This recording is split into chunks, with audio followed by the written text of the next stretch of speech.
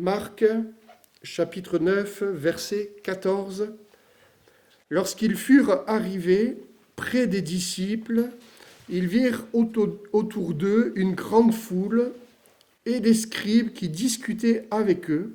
Dès que la foule vit Jésus, elle fut surprise et on accourut pour le saluer.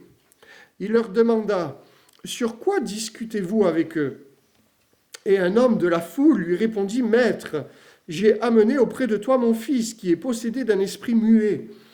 En quelques lieux qu'il le saisisse, il le jette par terre. L'enfant écume, grince des dents et devint tout raide. J'ai prié tes disciples de chasser l'esprit et ils n'ont pas pu. » Race incrédule, leur dit Jésus, jusqu'à quand serai-je avec vous ? Jusqu'à quand vous supporterai-je ? Amenez-le-moi.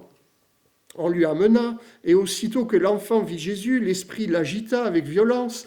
Il tomba par terre et se roulait en écumant. Jésus demanda au Père, « Combien y a-t-il de temps que cela lui arrive ?» « Depuis son enfance, répondit-il.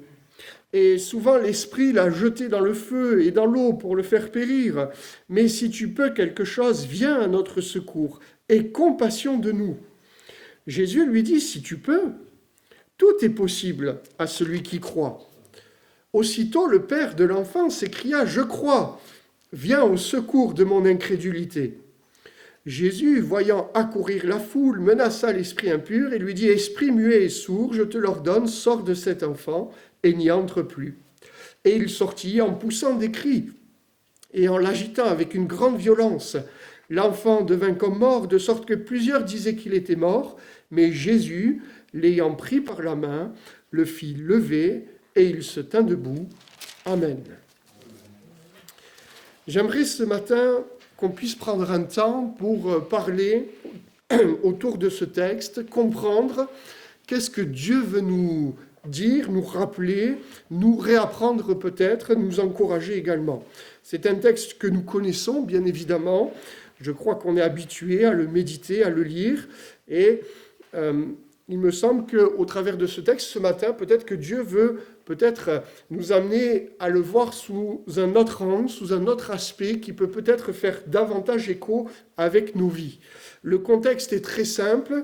On ne l'a pas lu juste avant, mais vous aurez l'occasion et le soin de le faire à la maison. Il s'agit de cet épisode extraordinaire, marquant dans la vie de Jésus et 3 de ses disciples, où ils vont vivre ce qu'on a appelé la transfiguration, un moment extraordinaire, où Jésus va montrer, se révéler peut-être d'une manière différente, encore plus profonde, avec ses 3 disciples, à tel point qu'il y aura cette phrase qui peut-être résume ce qui s'est passé à ce moment-là. Une voix donc se fit entendre, « Celui-ci est mon fils bien-aimé, écoutez-le ». Et avant d'aller plus loin, j'aimerais dire que tout ce que Dieu nous donne de vivre, les révélations qu'il nous accorde dans nos vies, n'a pour seul et unique but de nous centrer sur le Fils, sur Jésus-Christ. La révélation de la parole, la révélation de notre Dieu a pour objet le Fils et l'œuvre de la croix. Puisque dans la discussion qui va suivre ce moment extraordinaire, les disciples vont poser une question et Jésus va lui aussi leur poser une question sur les souffrances, sur l'œuvre de la croix. C'est important de le noter, de comprendre pourquoi Dieu se révèle, qu'est-ce que Dieu attend au travers de ces révélations, et de comprendre cela nous amène aussi à bien saisir ce texte que nous avons lu, qui peut-être peut bousculer notre perception de la vie chrétienne et des mondes spirituels également. Lorsque donc Jésus revient avec 3 de ses disciples, ils vont voir qu'il se passe quelque chose, parce que la Bible nous dit qu'il y avait là un groupe, une grande foule même. Il y avait les disciples qui n'étaient pas avec eux, bien évidemment. Il y avait des scribes, et cette foule qui discutait. Et on le sait, c'est évident, Jésus va voir qu'il y a un problème à ce moment-là. Sur quoi discutez-vous avec eux ? Jésus sait, Jésus voit qu'il y a une difficulté. Le mot qu'il va employer à ce moment-là, ça n'a rien à voir avec le simple fait de parler. Il n'est pas en train de dire, mais vous parlez de quoi? Qu'est-ce que c'est? Ça n'a rien de léger. Le terme employé est vraiment profond parce qu'il comprend qu'il y a là un vrai problème et que la discussion est en réalité une recherche de solution. Il y avait vraiment une réflexion dans ce groupe entre les disciples, les scribes et peut-être la foule qui prenait part où vraiment il y avait un problème, alors il nous faut une solution. Et en fait, on va de suite savoir rapidement quel est le problème. La Bible nous dit qu'à ce moment-là, un homme va prendre la parole. Et je crois qu'on aurait pris la parole nous aussi à ce moment-là. Il y a un problème parce que son fils, la Bible nous dit, son fils était possédé. Et bien évidemment, en lisant les évangiles, on est tous au clair, d'accord, pour dire que nous croyons au monde spirituel qui nous entoure. Et que s'il y a le monde de Dieu, la lumière de Dieu, le royaume de Dieu, la Bible met en lumière aussi cette autre réalité, qu'il y a le royaume des ténèbres également, qu'il y a une activité démoniaque. C'est réel. Et il nous faut dire et être au clair aussi sur ces réalités, c'est qu'il y avait une activité démoniaque du temps du Seigneur Jésus-Christ, mes frères et sœurs, aujourd'hui encore, et on pourrait presque dire, et davantage presque aujourd'hui, il y a une activité démoniaque, c'est une réalité. Il ne faut pas occulter cette partie de l'Évangile, ni occulter cette réalité spirituelle dans nos vies, parce qu'elle est réelle. Mais, bien évidemment, en Jésus, nous sommes plus que vainqueurs, c'est évident. C'est évident. Mais c'est aussi pour cela que je vous ai dit qu'il serait bon pour nous de prendre ce texte peut-être sous un angle différent, parce que même au travers de ce type de situation qui est quand même particulière, il faut le reconnaître, il y a des points qui peuvent faire écho avec nos vies. Et ce qui va se passer dans ce texte, frères et sœurs, en fait, on le voit, c'est aussi ce qu'il peut se passer dans nos vies. Et au-delà de ce qui se passe, il y a un cheminement qui nous est dessiné, éclairé par Jésus-Christ pour que nous puissions saisir que la victoire, elle est quand même possible, la délivrance, elle est possible dans nos vies. Et il ne faut pas, en aucun cas en tout cas, perdre de vue cette réalité que la délivrance, la restauration, c'est ce qui accompagne le ministère de Jésus-Christ, même encore aujourd'hui, c'est ce qui accompagne notre vie d'enfant de Dieu. En fait, cet homme va nous renvoyer la réalité de ces situations où dans nos vies, nous sommes confrontés quelquefois à des difficultés, des épreuves, ça on le sait, des soucis, des préoccupations, mais qui ne sont pas maîtrisables, qu'on n'arrive pas à appréhender. Si demain, il y a un problème chez vous, que le mur s'effondre, on sait tous ce qu'il faut faire. Si vous êtes capable, vous vous mettez au travail, un peu de ciment, des parpaings, etc., vous remontez le mur. Ou sinon, vous appelez notre frère Pierre qui sera bien sûr s'occuper de cette affaire. Ça, on sait. Si la voiture est abîmée, s'il y a un problème de voiture, on sait, sauf si vous êtes un spécialiste de mécanique, et merci Seigneur, on a différents corps de métier, on a Adrien, sinon on va au garagiste. J'allais dire si on a un problème à la cuisine, mais on ne va pas inviter Serge à chaque fois pour qu'il nous fasse à manger non plus. Toujours est-il, c'est qu'il y a des situations dans nos vies où on sait ce qu'il faut faire. Même si ce n'est pas notre tasse de thé, excusez-moi l'expression, on sait.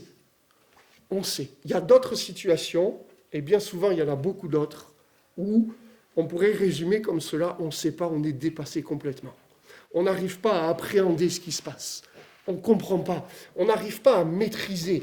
On n'arrive quelquefois même pas à expliquer ce qui nous arrive, ce que nous ressentons.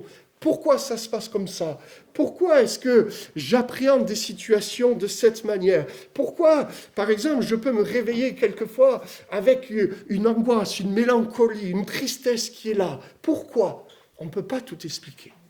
C'est flou, on se sent perdu. Et au travers de cette situation qui nous est relatée dans ce texte, c'est de cela dont il est question. ce qu'on n'arrive pas à contrôler. Et on pourrait rajouter tellement d'autres choses, la maladie. La maladie, on n'arrive pas à contrôler ça. On peut voir les médecins, les spécialistes, mais il y a quand même une part où ça semble incontrôlable, en dehors de contrôle.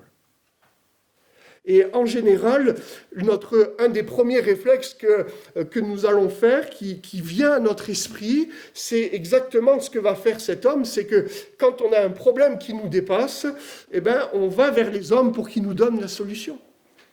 Parce qu'on veut une solution, parce qu'on ne veut pas rester dans une situation inconfortable, qui bouscule notre entendement, qui remet en cause quelquefois notre être, notre foi même.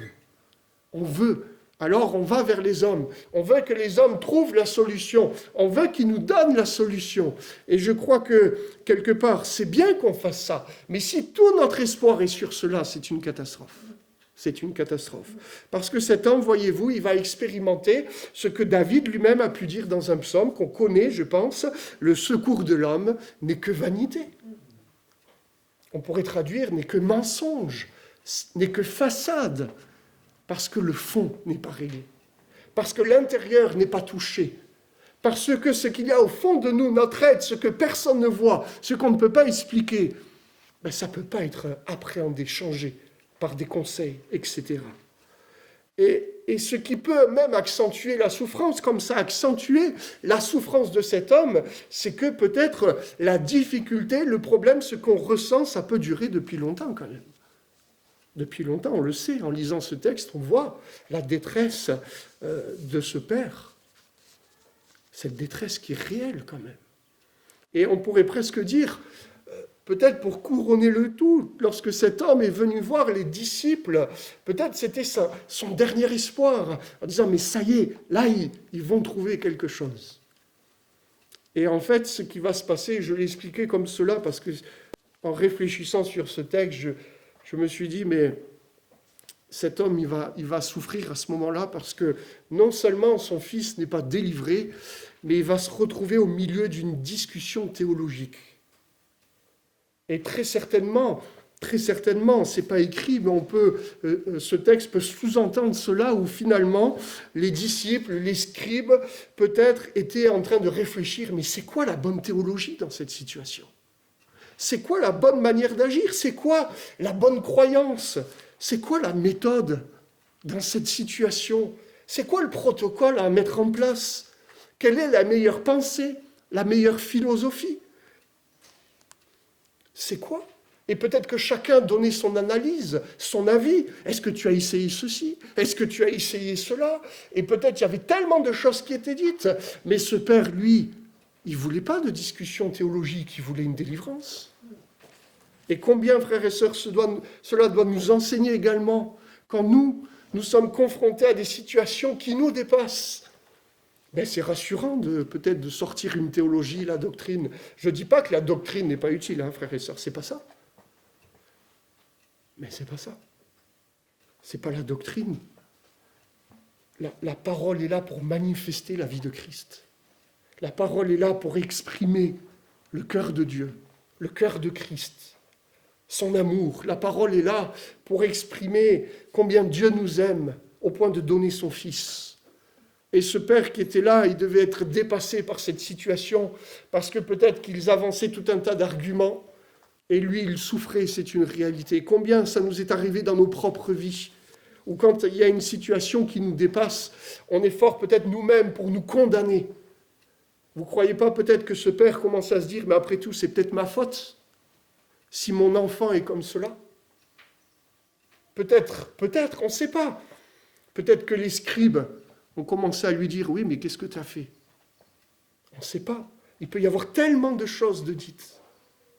Et ce qu'il y a de merveilleux dans ce texte, c'est qu'à aucun moment, Jésus n'arrive pour faire une introspection sur la vie de cet homme, l'enfance même de cet enfant.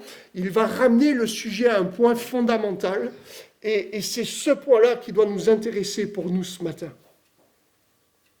La vie de Christ, c'est la transformation de notre vie. L'expérience chrétienne, frères et sœurs, ce n'est pas une vie remplie de théologie, c'est une vie pratique où la vie de Christ, le surnaturel de Jésus prend place. Sur quoi discutez-vous ? Et ça, c'est une question. Vous savez que dans ce texte, Jésus va poser beaucoup de questions. On ne va pas toutes les voir, on va s'arrêter sur 2 d'entre elles, et celle-ci étant la première, parce que c'est une question qui doit de notre part amener une réponse, et qui doit nous amener dans le fond des choses. Sur quoi, en fait, discutez-vous ? Sur quoi est-ce qu'on discute ? On pourrait traduire cette question d'une autre manière, mais qu'est-ce qui trouble ton cœur ? Qu'est-ce qui trouble ton âme ? C'est quoi tes raisonnements, tes questions, tes discussions, tes réflexions ? C'est quoi qui alimente ton cœur finalement ? Et en fait, au travers de ce texte, on voit à quel point Jésus, pour amener la délivrance, va faire passer cet homme, comme nous d'ailleurs, il peut nous faire passer, par un chemin où en fait on doit faire tomber les masques. On doit faire tomber quelquefois le discours évangélique. On doit faire tomber quelquefois les façades où on dit « Alléluia, Jésus est vainqueur ». C'est vrai, je ne dis pas que quand on le dit, c'est des façades, vous comprenez. Mais devant Christ, frères et sœurs, si Jésus, ce matin, nous reposait cette question, alors que peut-être on a parlé de doctrine tellement de fois, on a réfléchi en nous-mêmes, et si Jésus, ce matin, nous disait « Mais c'est quoi ta discussion ?» Est-ce qu'on sera en mesure de lui dire « Seigneur, c'est ça ?» Et le père de cet enfant va lui ouvrir son cœur. Et ce qu'il y a de merveilleux, et c'est cela le point central de cet échange de Jésus avec cet homme, c'est que lorsque cet homme va lui parler de sa souffrance, en fait, et ce n'est pas quelque chose qu'il invente, ce n'est pas ses propres idées, ses propres pensées, ce n'est pas virtuel, c'est réel ce qui se passe. Jésus, lui, va amener cette notion, va amener la foule et cet homme sur un point important, sur l'incrédulité. Donc, en relevant l'incrédulité, Jésus veut parler de foi. Et en fait, pour nous, frères et sœurs, il y a quelque chose qui est difficile, c'est que lorsque on va mal, nous parler de foi, c'est presque insupportable des fois. Parce qu'on a l'impression que l'autre, celui qui nous écoute, n'est pas du tout sur le même registre que nous. Et peut-être que cet homme, l'espace d'un instant, son cœur a été brisé, parce qu'après tout, il était en train de dire sa souffrance. Peut-être qu'il aurait aimé entendre, je ne sais pas, qu'est-ce qu'on aurait pu lui dire ? Mon pauvre monsieur, je vais m'en occuper de suite. Ou ne t'inquiète pas, je vais te redonner ces années de souffrance en années de bonheur. On peut tout imaginer. Mais Jésus va dire non. Race incrédule. Sous-entendu, on traduit, mais pourquoi êtes-vous incrédule ? Et on peut comprendre que cette parole, c'est pas forcément aux disciples qu'il est en train de le dire. C'est peut-être à cet homme aussi. Sous-entendu, mais et la foi dans tout ça ? Et comme je l'ai dit tout à l'heure, la foi, quand on va mal, c'est difficile. Il y a quelque chose, notre chair, on est en combat. Et pour un peu que lorsqu'on va mal et qu'on se confie à quelqu'un et que l'autre personne nous dit « Mais écoute, crois en Dieu », et pour un peu qu'on nous cite ce verset « Tout est possible à celui qui croit », là, il y a quelque chose qui dit en nous « Mais il n'a pas compris ce qu'on veut dire. Il n'a pas compris. » Et croyez-moi, Jésus, il avait bien compris la situation. Jésus, il savait très bien ce qui se passait. Mais Jésus, il veut nous amener à ce qu'il y ait cette porte qui reste ouverte dans notre vie. La porte de l'espérance, la porte de la foi, la porte qui nous fait voir les situations, non pas avec fatalité, mais avec joie, qui nous fait voir ce qui se passe, non pas avec cet esprit catastrophique où on se dit « mais c'est fini », mais en levant les yeux en disant « mais tant que Jésus est là, tant que je suis attaché à Christ, il y a de l'espoir ». Ce qu'il y a de dramatique, c'est lorsque nous fermons cette porte définitivement. Ce qu'il y a de dramatique, c'est que lorsque on répond par la foi, lorsque Jésus même, alors que nous souffrons, et on sait, je le redis frères et sœurs, que quand on va mal, on n'a pas envie qu'on nous parle de notre foi, parce que ça nous renvoie notre propre insuffisance. Mais gloire à Dieu, ce texte nous parle d'insuffisance. Ce texte nous amène à comprendre que cet homme qui n'avait peut-être qu'un tout petit peu de foi va voir sa vie changer. Ce texte, ce n'est pas l'excellence, l'élite de la vie chrétienne. Ce texte, c'est avec la foi, les choses peuvent être différentes. Et c'est cela, frères et sœurs, qu'il nous faut comprendre. C'est cela que Christ veut amener comme perspective dans notre vie. Et la deuxième question que Jésus va poser, elle est aussi pertinente. Combien y a-t-il de temps que cela lui arrive ? Et quand même, cette question, elle est bien parce que depuis combien de temps, finalement, cet enfant est comme ça ? Mais nous, frères et sœurs, finalement, parce que c'est de nous dont il est question. Depuis combien de temps est-ce qu'on souffre ? C'est ça, cette question. Depuis combien de temps est-ce qu'on a ce trouble dans notre cœur ? Est-ce que c'est une question que Dieu pourrait nous poser ? Depuis combien de temps est-ce que tu as ce problème, cette dépendance, ce péché, ces luttes, ces blessures ?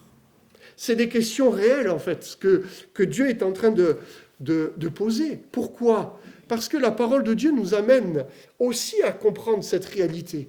C'est que le temps, frères et sœurs, le temps, ça n'efface pas la souffrance. Le temps, ça peut aider quelque part, mais le temps ne vient pas cicatriser. Le temps ne vient pas amener la délivrance. Le temps qui passe ne vient pas amener comme un renouveau en nous. On ne peut pas et on ne doit pas avoir cette pensée en disant « mais avec le temps, ça ira ». La Bible dit l'inverse, frères et sœurs. Tu as été irrité parce que nous avons péché et nous en souffrons longtemps jusqu'à ce que nous soyons sauvés. Nous en souffrons longtemps jusqu'à ce que nous soyons sauvés. Ça veut dire qu'on souffre jusqu'à ce qu'il y ait la délivrance. Et frères et sœurs, aujourd'hui, pour cet homme, c'était aujourd'hui.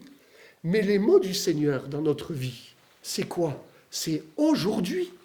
C'est cela qui est extraordinaire. C'est que la parole de Dieu n'a pas changé, l'œuvre de Dieu n'a pas changé. Ce que Jésus veut faire, c'est la même chose qu'il a fait avec cet homme.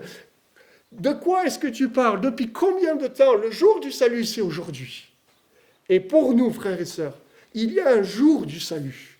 Il y a un jour de délivrance. Il y a un jour où Jésus veut manifester sa puissance, son action.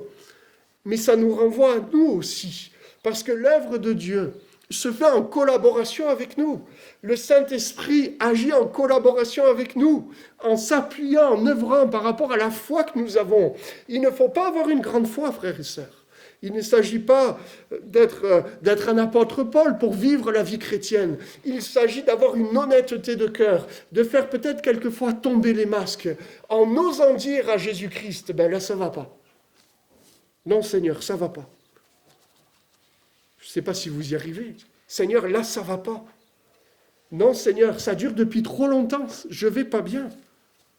Et la réponse de cet homme, elle fait question, elle nous fait nous questionner parce que, en fait, c'est ce à quoi nous sommes confrontés, nous aussi, depuis son enfance, en fait.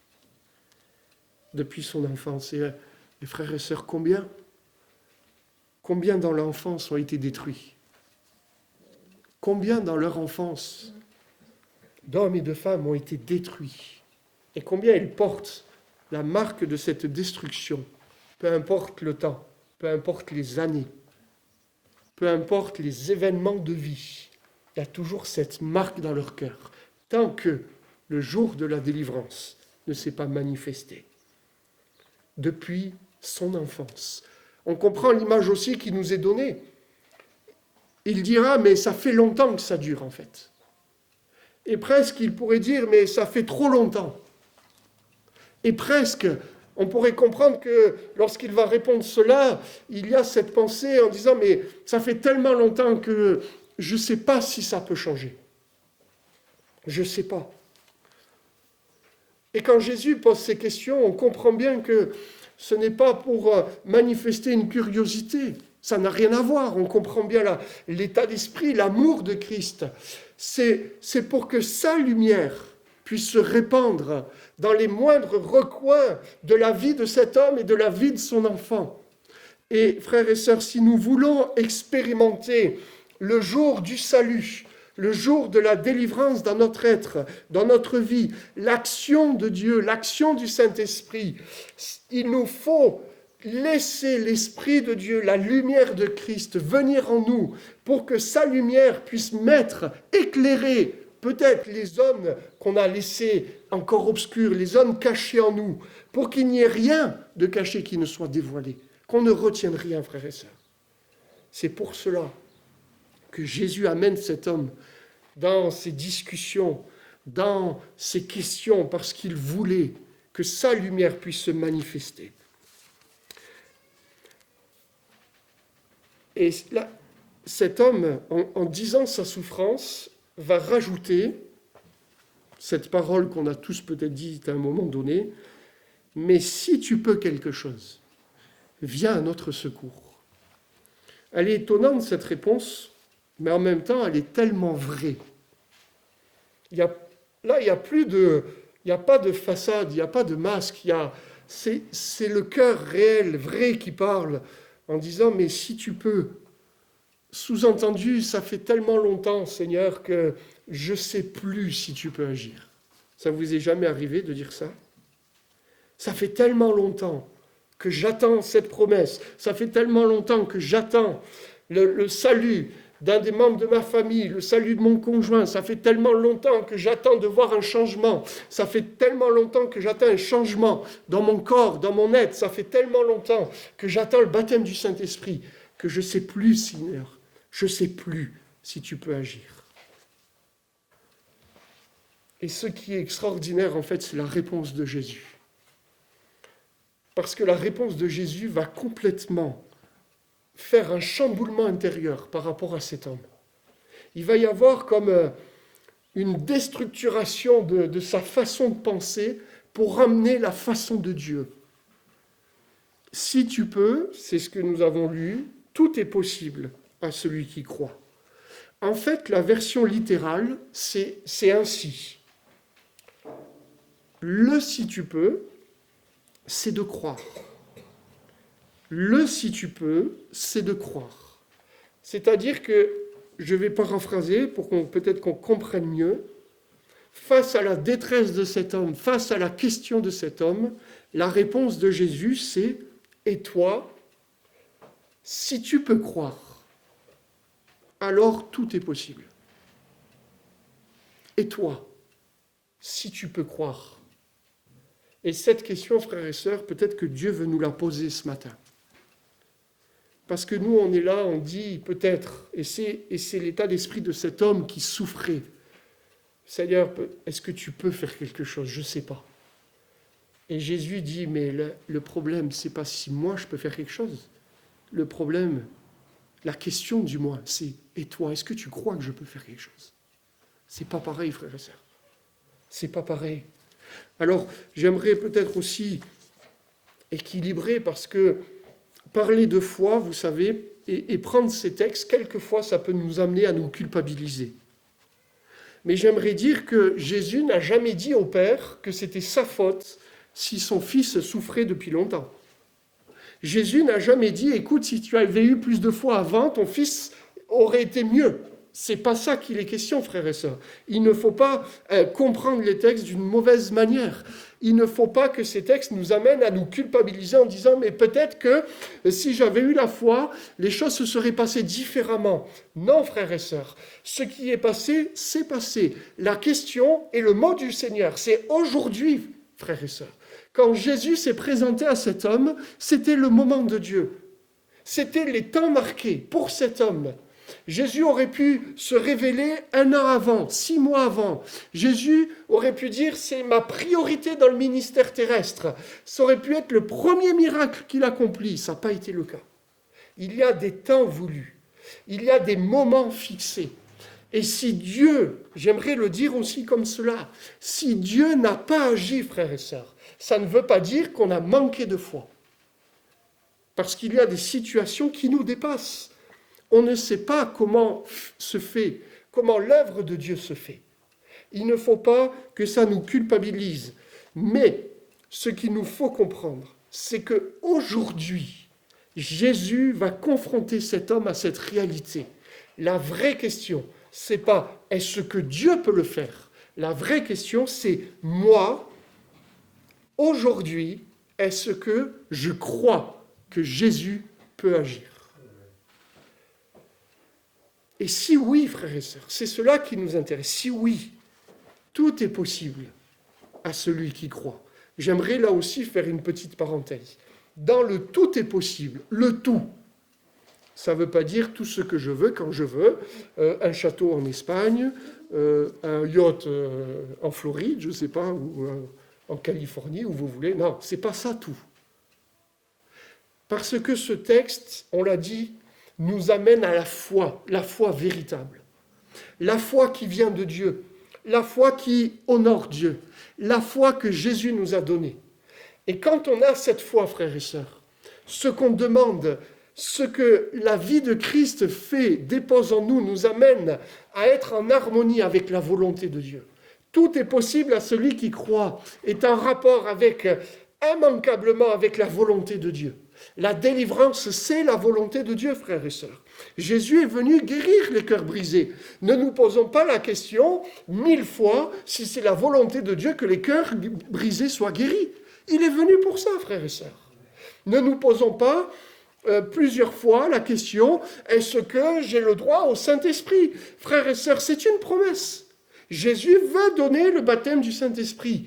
C'est la volonté de Dieu. Ne nous posons pas la question, est-ce qu'un tel, Dieu veut le sauver? Frères et sœurs, il est venu pour ça. C'est la volonté de Dieu. La foi nous amène à saisir et à nous appuyer sur la parole de Dieu pour obtenir ce que Dieu nous a promis, ce que Dieu nous a donné. Et si Dieu nous a fait une promesse, frères et sœurs, si Dieu nous a fait une promesse, alors cette question est là encore.